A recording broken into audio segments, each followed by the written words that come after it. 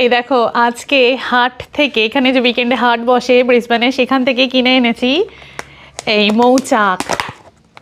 হানি কম রয়েছে, র হানি। এর আগে কখনো মৌচাক থেকে সরাসরি এরকমভাবে মধু খাইনি, তো আজকে এটা খাবো। এই যে মৌচাকটা রয়েছে, এটার দাম হলো 20 অস্ট্রেলিয়ান ডলার, যা ভারতীয় মুদ্রায় দাম হলো 1100 টাকা, আর বাংলাদেশি টাকায় হলো 1500 টাকা। 400 গ্রাম মৌচাক রয়েছে এর মধ্যে। তো এবার এটা কেটে দেখি কীরকম। এই দেখো,